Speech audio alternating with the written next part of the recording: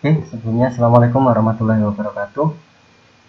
Pada kesempatan kali ini kita akan meneruskan materi yang sudah kita pelajari kemarin. Kalau kemarin kita membahas uji validitas, begitu ya. Sekarang kita mau masuk ke uji reliabilitas. Nah, tapi sebelum kita masuk ke uji reliabilitas, mungkin saya mulai dulu dari jawaban tugas yang kita kerjakan kemarin, atau tugas yang saya berikan kemarin.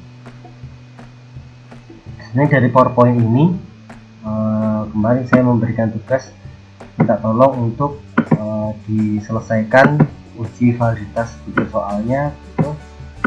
Nah, seperti ini ya kemarin ya, kita punya tampilannya. Minta tolong untuk nomor 3, 4, 5, 6, dan 7 untuk butir soal itu diuji apakah valid atau tidak. Nah, ini adalah jawabannya. Jadi kita punya butir soal yang tidak valid itu adalah butir soal nomor 2, nomor 4, dan nomor 7.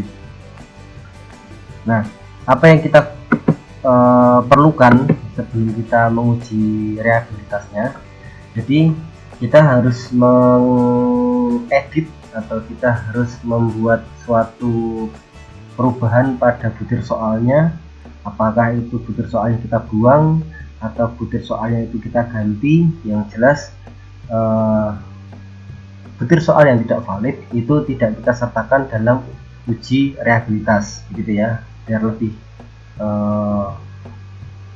form bentuknya gitu, lebih bagus bentuknya apabila setiap butir soal yang kita berikan dalam suatu instrumen penelitian itu harus valid semua gitu.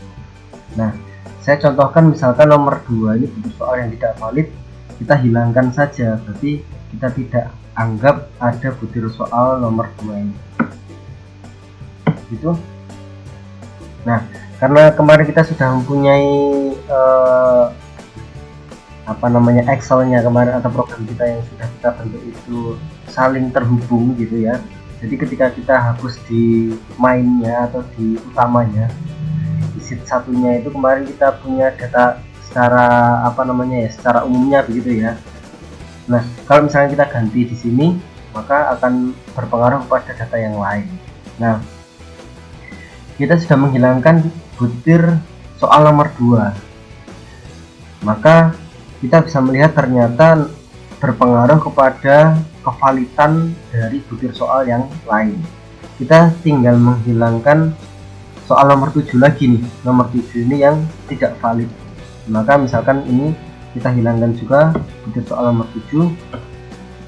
Nah, kita hanya mempunyai 5 buah butir soal yang valid, yaitu nomor 1, nomor 3, nomor 4, nomor 5, dan nomor 6 gitu ya.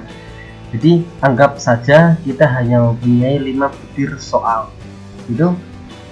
Oke, dari 10 orang gitu ya, dari 10 orang kita memberikan 5 soal gitu ya. Jadi saya ubah urutannya, ini bukan nomor 2 tapi nomor 2, ini nomor 3, nomor 4, nomor 5, dan ini bukan soal 2. Nah, dari 5 buah butir soal ini selanjutnya akan kita uji reliabilitasnya gitu. Oke, sekarang baru kita masuk ke yang namanya uji reliabilitas. Di PowerPoint sudah bisa dilihat, di situ ada 3 cara pelaksanaan uji reliabilitas suatu tes ataupun non tes begitu ya. Nah, untuk yang pertama adalah tes tunggal atau single test, yang kedua adalah tes ulang atau tes dan retest, yang ketiga adalah tes ekuivalen. Nah, saya tidak akan menjelaskan secara detail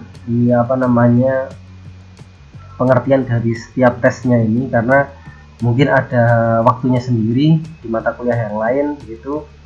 Saya hanya akan membahas tentang reliabilitas tes uraian, atau mungkin saya anggap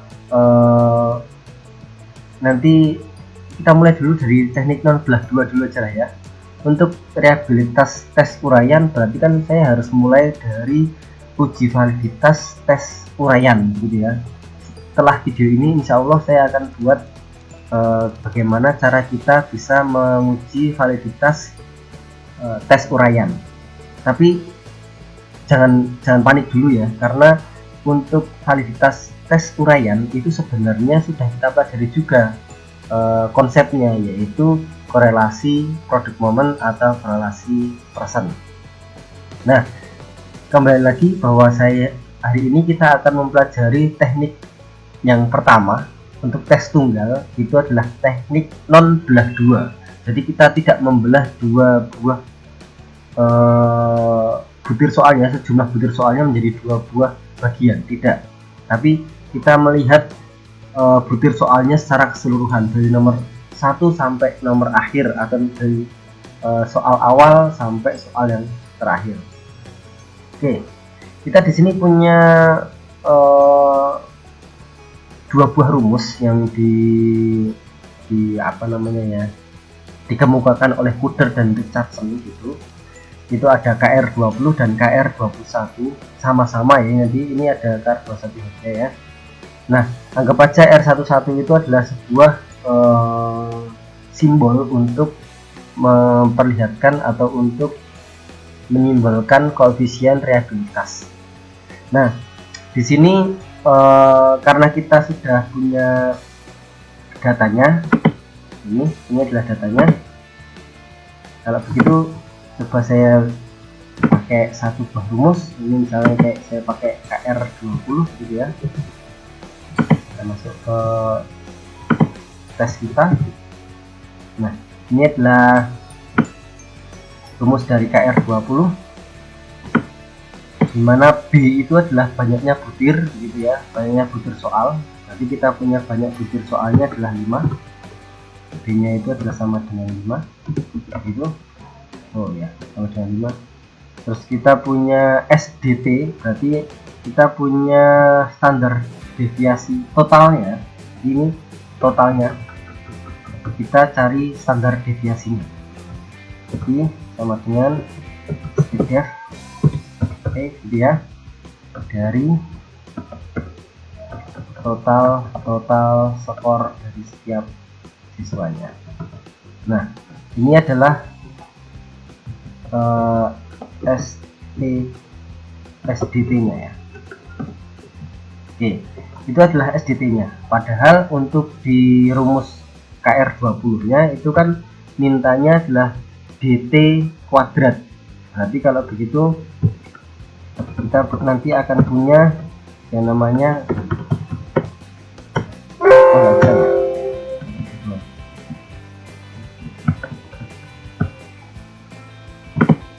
saya buat sendiri aja lah. Ini SDT kuadrat, SDT kuadratnya untuk mempermudah kita dalam perhitungan nanti ya. Berarti ini kita kuadratkan. Nah, ini adalah hasil dari standar deviasi yang kita kuadratkan, atau biasanya kita kenal dengan kata variansi. Oke, kita kembali ke rumusnya. Kita punya sigma atau jumlahan dari PI dikalikan QI. Berarti P itu kan proporsi kemarin ya, proporsi. Kalau kita kemarin bicaranya P itu adalah yang betul, Q adalah yang salah, berarti kita tinggal mencari P dan Q nya saja. P dan Q nya.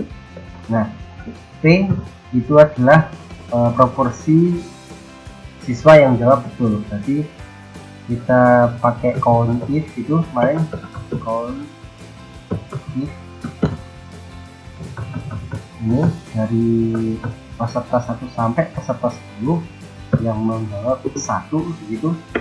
Itu kan count if itu kan jumlahnya begitu ya, karena ini adalah bentuknya proporsi, berarti kita lihat dari proporsinya itu adalah 10 orang begitu ya, berarti kita bagi dengan 10. Nah, berarti proporsinya untuk yang menjawab betul untuk butir nomor 1 itu adalah 0,7. Kita ingat bahwa proporsi total itu pasti harus 1 begitu ya. Berarti Q itu hanya pelengkap dari P, pelengkap untuk menjadi 1 tentunya. Maka kita nanti untuk mencari Q nya tinggal 1 dikurangi P. Nah itu adalah P dan Q dari butir soal nomor 1. Untuk yang lain kita tinggal copy paste saja. Ini tidak kita perlukan karena nomor 2 tidak ada, yang tadi ini juga tidak ada itu. Nah selanjutnya dari rumus dimintanya adalah P dikalikan Q itu harus kita jumlah, berarti kita butuh jumlahannya, perkaliannya dulu. P dikalikan Q ini. Nah itu adalah P dikalikan Q, P bagi lalu tinggal kita tarik begitu saja untuk mencari jumlahannya nanti. Kita punya nanti jumlahnya untuk P dan Q ya, itu sama dengan sum.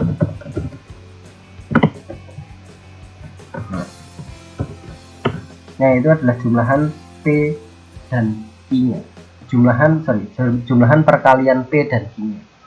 Nah baru kita masuk ke R11. Untuk R11 nanti kita punya sama dengan B per D-1.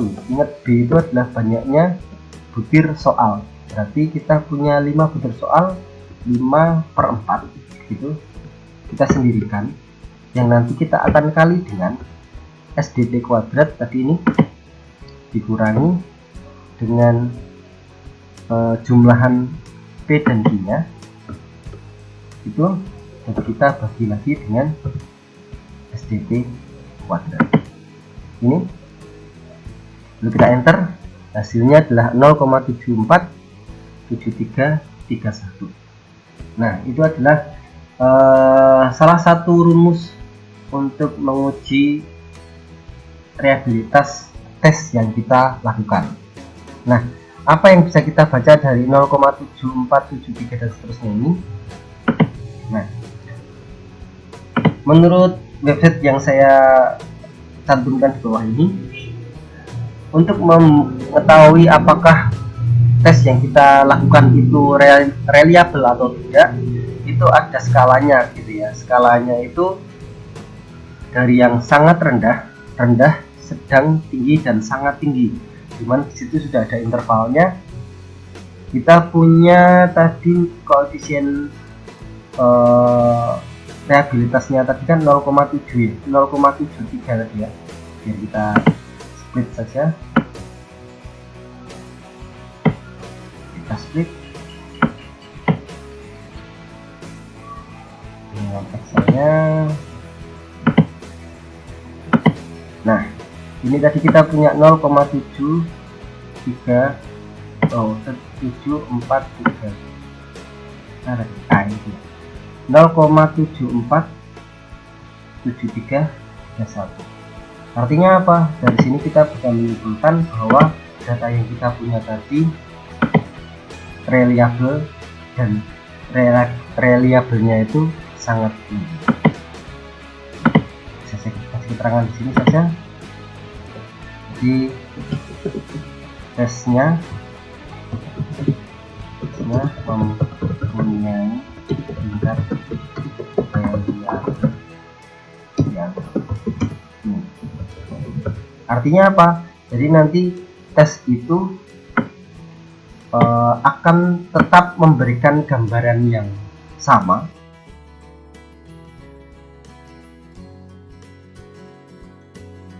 Jadi tesnya itu mempunyai tingkat reliable yang tinggi atau mempunyai ketetapan yang tinggi, tetap gitu ya, mau dilakukan hari ini, besok, ataupun waktu yang akan datang, itu akan memberikan gambaran yang sama karena memiliki tingkat reliable yang tinggi. Nah mungkin itu saja yang bisa kita bahas hari ini. Silahkan nanti bisa dicoba menggunakan rumus Kudari-Chapman yang KR21, apakah memberikan gambaran yang sama atau tidak. Saya yakin pasti iya. Semoga bisa membantu memahami uji validitas dan uji reliabilitas dari sebuah tes, begitu ya. Saya akhiri. Assalamualaikum warahmatullahi wabarakatuh.